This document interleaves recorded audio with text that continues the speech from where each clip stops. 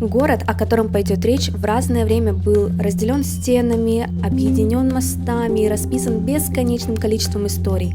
Его улицы помнят шорох шагов монархов, грохот революций, тихие надежды на мир и громкие крики свободы. Здесь контрасты словно сливаются в один живой организм, где каждый район рассказывает свою историю, а каждый уголок – свидетель перемен. Сегодня мы отправляемся в место, где прошлое и будущее пересекаются в каждой детали, и где каждый найдет свой собственный ответ на вопрос: что значит быть свободным? Мы в столице Германии.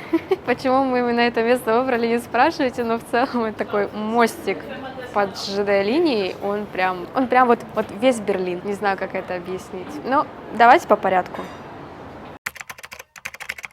Город начал свою историю как торговое поселение в XIII веке и вскоре стал столицей Пруссии. В XIX веке он превратился в промышленный и культурный центр, а затем, после разрушения во Второй мировой войне, был разделен стеной во время Холодной войны. В 1989 году стена пала, и город объединился, став символом свободы и перемен. Сегодня это центр культуры, искусства и истории, вобравший в себя все пережитые эпохи. Сейчас это город – живое напоминание о том, как история способна меняться. Чтобы почувствовать его дух и ритм, наш путь начинается с места, откуда каждый день отправляются сотни поездов, связывая прошлое с будущим, а людей с новыми историями и мечтами. Итак, место, с которого у большинства людей начнется путешествие по Берлину. Это ЖД вокзал. Что самое интересное, представляете, его начали строить еще в 1998 году. Как бы казалось, те времена и такое строение, да? Строили его 8 лет. И когда поняли, что не успевают его открыть к чемпионату мира в 2006 году, как раз хозяйка была Германия, инженеры пошли ва-банк, открыли вокзал без крыши. Именно крыши 130 метров не было аккурат в том месте, где останавливались вагоны первого класса. Так что в то время богатеньким пришлось немножечко помокнуть под дождем. Но это ничего страшного. Еще интересный нюанс, то что они запланировали потратить на этот вокзал 300 миллионов. Но, как мы помним, всегда идет что-то не так, и потратили 1 200 000 000. Так что не ругайте нас, когда говорят, что там тратят больше, чем закладывают. Здесь вот вам отличный пример, что пошло тоже все не туда. Но я считаю, что вокзал невероятной красоты, тем более для начала 2000-х.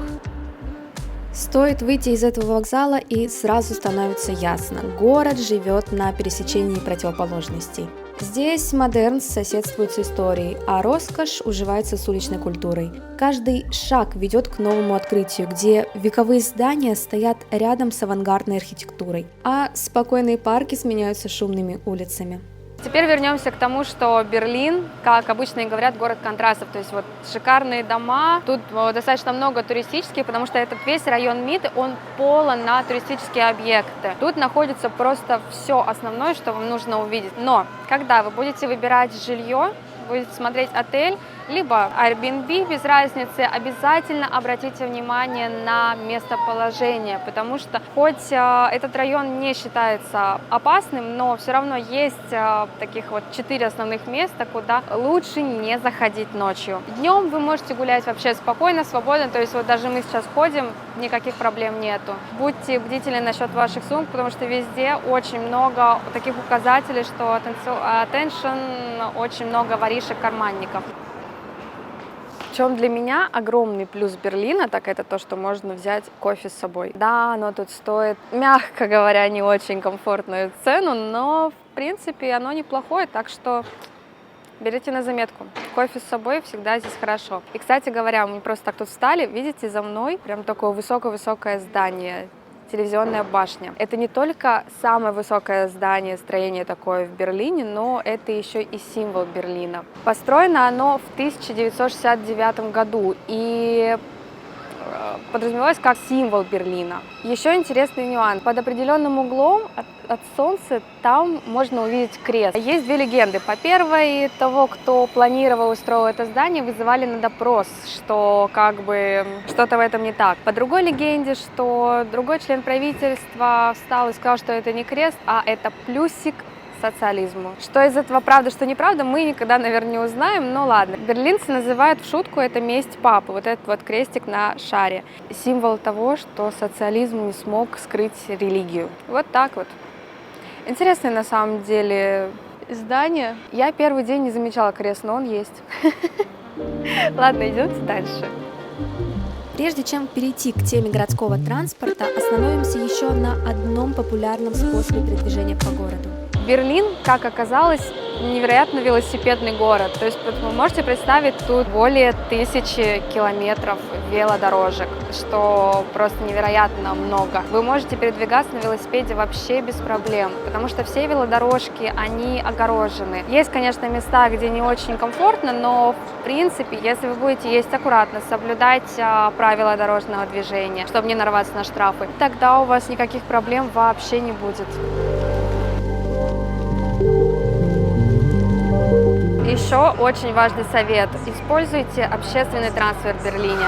Берлин – это один из самых лучших развитых городов в Европе в плане транспортной системы. Мой совет – берите проездной либо на один день, он там так подписан 24 часа, либо вообще берите на 7 дней, если вы приехали на такой достаточно продолжительный отпуск. Есть еще один интересный нюанс. По Европе запущены так называемые туристические карты. Berlin Welcome Card, позволяющие туристам свободно ездить на общественном транспорте Берлина и его окрестностей, а также получать скидки до 50% на посещение более чем 200 достопримечательностей, музеев и ресторанов. Карты действуют от 2 до 6 дней и делают путешествие по городу более удобным и выгодным. Обязательно обратите внимание на эту карту, ссылка будет в описании.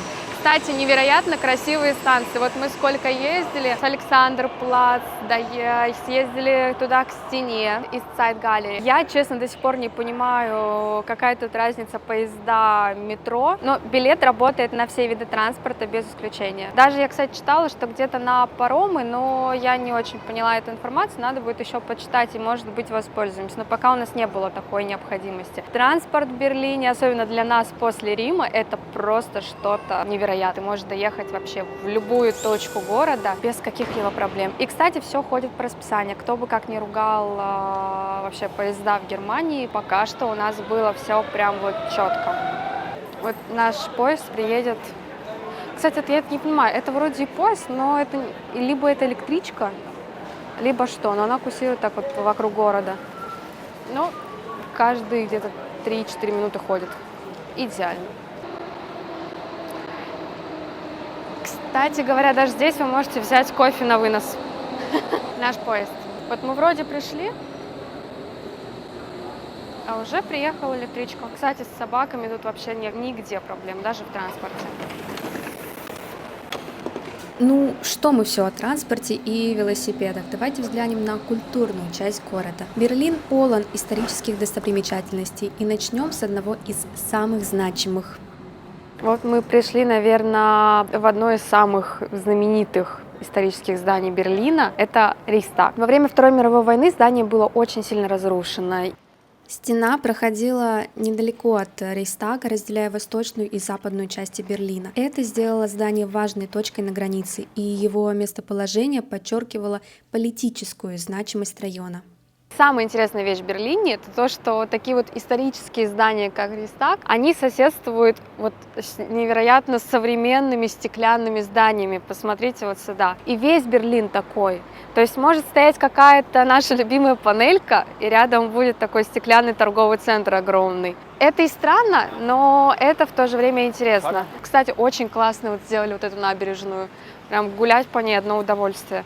Но не хватает зелени тут. Кстати говоря, интересный факт. Берлин, как оказалось, город мостов, потому что в этом городе их насчитывается порядка 1000. Чтобы вы понимали, в Венеции насчитывается всего лишь 440. Хотя, как бы казалось бы, да? Для меня это было большое открытие. Есть очень-очень старые, они сохранились, мосты, их поддерживают в отличном состоянии, по ним можно гулять, даже на машине на некоторых можно проезжать. Тоже такая минутка полезной информации. И еще отличная рекомендация на времяпрепровождение в Берлине. Так как много мостов, много воды, естественно, и много паромчиков, на которых вы можете поплавать. И самое главное, они проходят по основным достопримечательностям, вы можете увидеть это все с воды. В целом хорошо провести время. Есть даже паромчики с ресторанами. Мы в этот раз не воспользовались этой услугой, потому что как-то больше просто ходили, гуляли, пользовались общественным транспортом, но я думаю, в следующий раз обязательно доедем и поплаваем на них. Кстати, вот с рестораном. Видите, вот эти вот трубы, они есть по всему городу вообще. Непонятно изначально для чего, но на самом деле они просто берут из реки воду и доставляют куда-то на ближайшую стройку. То есть это такие временные сооружения, но они тоже, кстати, придают городу такой интересный вид. Берлин — это город, в котором история вплетена в каждый уголок, и среди его зеленых парков скрываются места, напоминающие о прошлом. Мы отправляемся в Тиргартен, где среди деревьев возвышается памятник советскому солдату, символ памяти и победы. Сейчас мы до него дойдем, тут памятник советскому солдату.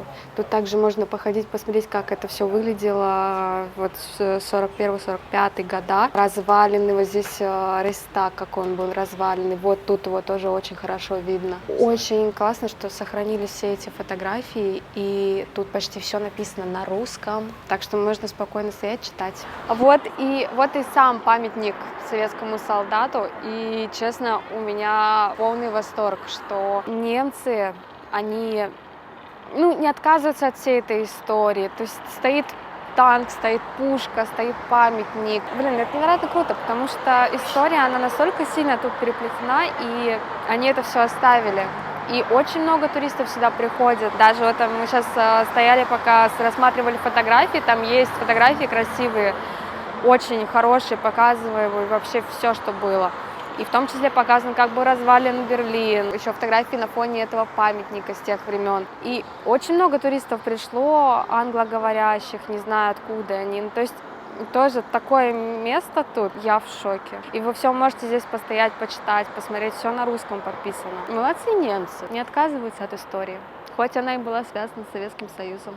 История Берлина многослойна. За каждым памятником скрываются судьбы людей, чьи голоса не должны быть забыты. Недалеко отсюда, в тени деревьев Тиргартена, находится место, напоминающее о трагедии целого народа. Вот такой мемориал вы можете найти совсем рядом с Рейхстагом. Пару минут пешком вы увидите, на стене написана вся хронология событий про Синтия и Рома. А мемориал представляет собой такой бесконечно глубокий, черный и треугольник по центру. Треугольник — это знак, который должны были носить все жители концлагерей. Вы представляете, только около 500 жертв, 500 тысяч жертв. Это вообще кошмар. Тут, кстати, еще если пройтись вокруг, на камнях выгравированы названия концлагерей. И тут, кстати, еще просят быть максимально тихими.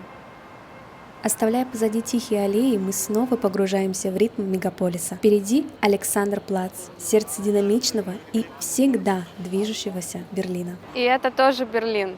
Тут он вот прям очень сильно напоминает вот эти вот все советские панельки, все. И еще интересный факт, что Берлин, наверное, самый многонациональный город. Чтобы вы понимали, возьмем только Берлин без агломерации. 3,5 миллиона человек, из них почти 500 тысяч — это граждане 185 государств. И в целом это отражается очень сильно на культуре. Очень много тут живет турков, поляков и огромное количество русских. Это очень сильно дает на культуру, на все мероприятия. Если гуляешь по городу, слышишь отовсюду турецкую музыку и русскую речь. Приехали в столицу Германии. Вот тут, кстати, мировые часы. Тоже достопримечательность. Красноярск — это мой родной город.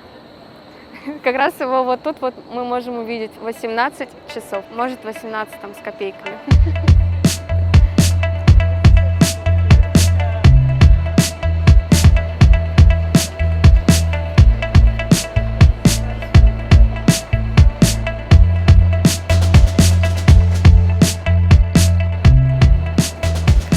Вот так действительно идешь по городу.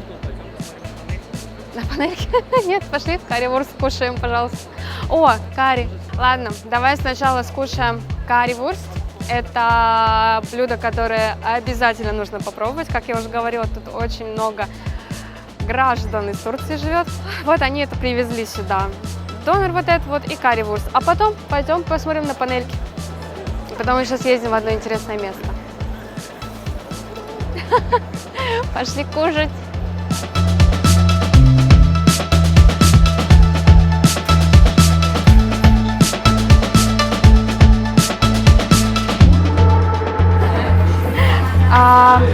Мы стоим за карри-вурстом. Это то, что обязательно нужно попробовать. И опять же, такая берлинская кухня, но пришла из Турции, как я поняла. Сейчас будем пробовать эту вкуснятину.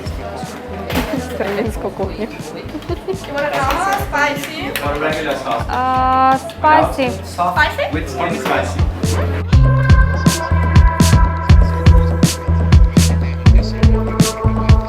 Короче, мы взяли 2 карри-вурст с картошкой. Причем они 2 разные, я уже не знаю, где какая и в чем у них разница, я тоже прослушала. 17 евро на двоих поесть вот так вот. Честно говоря, мы первый раз пробуем, потому что мы эти дни ели кебабы. Тоже, кстати, отличная еда. Зато один раз поел, весь день сытый, потому что тебе потом плохо. Это очень вкусно. Нет там никаких соусов. Но слишком сытно. В общем, мы будем пробовать, потом скажем свое мнение. А собака пока тут со всеми поругается, с другими собаками с ума сойти можно. Все, давай, присоединяйся, кушать надо. Для всех тех, кто живет в Европе, если вы вдруг соскучились по дому, прилетайте в Берлин, идете гуляете сюда, заходите во дворик, и вот прям ощущение, как дома. Я вот честно, у меня сразу ассоциация, у меня был такой высокий один дом, недалеко по дороге в школу, как раз я его помню. Очень сильно похоже. И, кстати, интересный факт, что запрещено самовольно стеклить балконы. Вот если посмотреть, вообще ни одного балкона нет застекленного. У нас бы уже давно все позакрывали, все. Вот реальное ощущение, как дома. Эх. Берлин – это столица стрит-арта и граффити. В некоторых районах целые улицы украшены яркими и оригинальными рисунками. Граффити здесь воспринимаются как форма самовыражения, а не просто вандализм, как в некоторых странах и городах. Некоторые произведения искусства стали настоящими достопримечательностями. Например, на East Side Gallery можно увидеть знаменитые граффити, ставшие символом свободы и единства. Мы приехали на самую, наверное, туристическую улицу, я не знаю, как это назвать, East Side Gallery. Вся вот эта вот стена, она протяженностью 1 километр 300. Это сохранившаяся стена после падения 1989 года. Тут находится более 100 картин, и они все символизируют... Есть какой-то глубокий смысл. Где-то это протест, где-то это смысл объединения. Смысл объединения не только Германии, но еще и есть картина прощения, которая связана с Израилем, как мы все помним про Холокост, про все эти истории. В общем, сюда вы обязательно должны доехать. И сегодня мы поехали сюда на поезде. Это просто невероятно удобно. 2 станции, и мы на месте. Как бы 5 километров идти такое себе, особенно по жаре. Я не знаю, какое обычное лето здесь, но сегодня 30 градусов, и это не очень комфортно так гулять. Пойдемте пройдемся еще до конца. Я хочу найти несколько самых известных картин, которые здесь находятся, и мы в них посмотрим.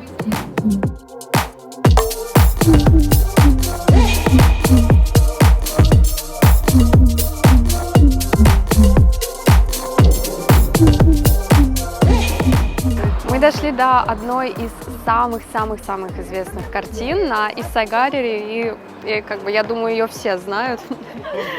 Картина Брежнева. Она была создана в 90-м году. Как раз она создана по именно самой знаменитой фотографии. И что самое интересное, написано даже на русском. «Господи, помоги мне выжить среди этой смертной любви». Как мы видим, тут прям слишком много людей. Если вы хотите нормально фотографироваться тут, осмотреть, лучше приходите, я не знаю, во сколько часов, в 6 утра, и то это не факт. По сей день, вот сколько людей сюда приходит вообще с разных стран. Итальянцы, немцы есть, американцы, русских достаточно много сюда приезжает, и все сюда идут. А мы пойдем какие-нибудь еще картины посмотрим. Есть еще несколько очень знаменитых картин, которые я тоже хочу увидеть.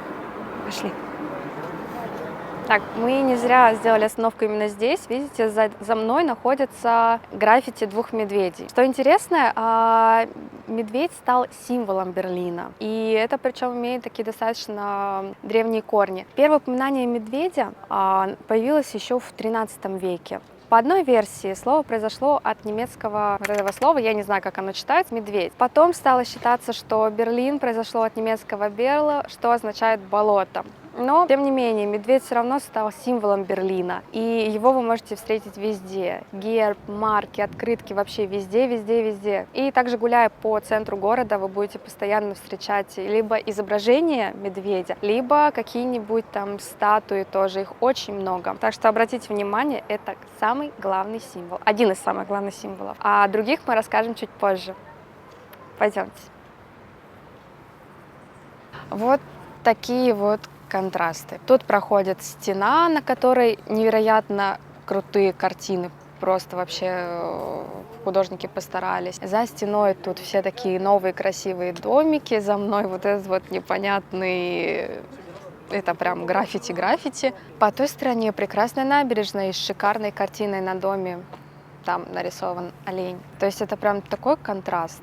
Мы как будто зашли в такой вот уголочек, не знаю, не очень безопасный. Но да, как говорится, Берлин — город контрастов. Тут, кстати, еще классный отель, хостел на воде. Мне, кстати, интересно когда-нибудь это попробовать пожить.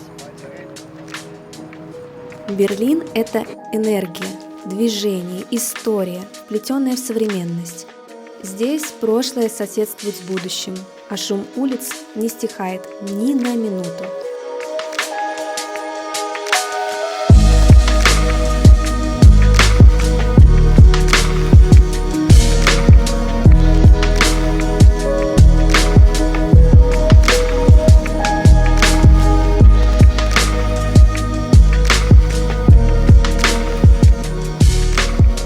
Где заканчивается привычный мир, там начинается другое пространство.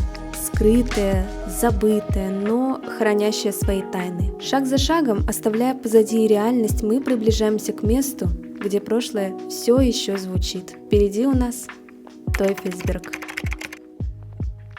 Мы приехали в одно место, оно чуть-чуть находится за городом, но оно как-никак тоже связано как раз-таки с Советским Союзом. Этот холм, мы находимся такой на вершине холма, и он рукотворный. После Второй мировой сюда свозили всякие там остатки, обломки, это все собиралось, скапливалось, а потом американцы построили здесь центр и прослушивали Восток. Короче, прослушивали Советский Союз. И сейчас это заброшено, здесь можно гулять, и, как всегда, берлинские художники все разукрасили, сделали из этого достопримечательность. Ну, согласитесь, они рисуют невероятно круто. И по всем этим заброшенным зданиям можно походить, что мы и сделаем.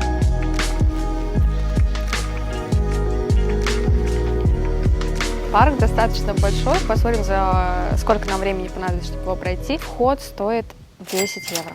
Это самое главное. Еще припарковаться нельзя, прям возле него паркуешься чуть-чуть пониже, там есть парковка. И потом вот пешочком так где-то метров 600 идешь сюда. Из плюсов тут, хоть сегодня очень жарко, тут есть барчики, есть заведения, куда можно сходить, так что, в принципе, гулять достаточно комфортно. Даже тенек есть, можно посидеть с лавочками. Короче, пока что все нравится. Посмотрим, надеюсь, мы сможем подняться вот на верхушку, если сил хватит, времени и солнечный удар не случится.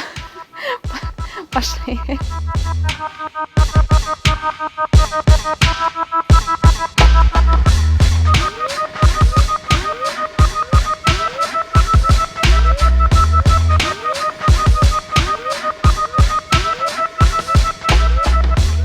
Это настолько круто, не знаю, как вообще к этому пришли, что правительство дало разрешение, чтобы вот художникам выражаться. Блин, потому что это настолько крутые работы. Это не просто так человек постоял, помалевал там, а это произведение. Есть настолько невероятные работы, что я вот прям на них смотрю и думаю, господи, кто ты, человек, который это рисовал? Пошли дальше, у нас еще 3 этажа картин. Я хочу это все заснять. Но это настолько круто, что, видите, там написано «We accept love». А вот это вот я буду, если вы не поставите лайк. Прям будем очень благодарны лайку, подписке и комментарии. Напишите, кто был вот в этой галерее, что вам больше всего понравилось. И, может быть, мы какие-то красивые можем работы еще найти где-то по городу. Расскажите.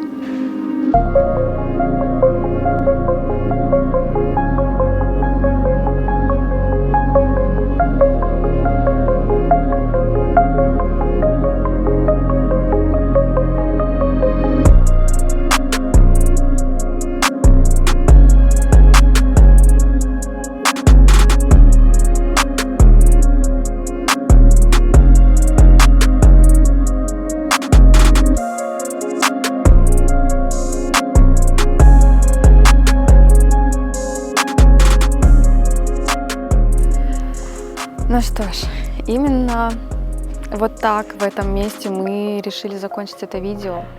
Да, на такой заброшке, но, блин, она так круто символизирует Берлин, вот прям вообще. Эти рисунки, это все такое вот у меня восторг.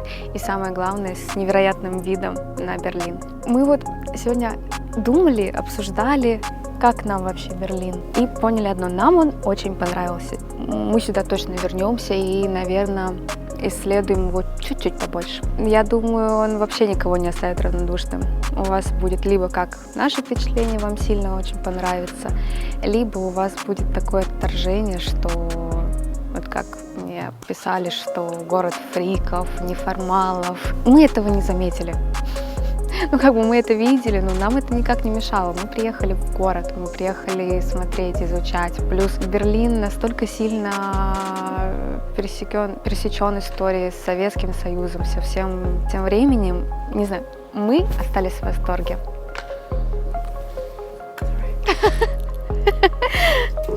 Не знаю, как вы. Напишите, кто был в этом городе. Напишите, в общем, ваше впечатление. Собака довольно сегодня погавкала уже на всех, так что у нее все нормально. В общем, будем рады вашим сообщениям. Комментируйте, ставьте лайк, подписывайтесь. Мы обязательно сюда вернемся. Может, кстати, если кто знает, какие еще вообще места есть интересные в Берлине, и вообще какие места есть такие подобные, как вот эта заброшенная станция в целом в Германии. Мы бы с радостью туда съездили, мне понравилось. Даже то, что можно наверх подняться. Пока.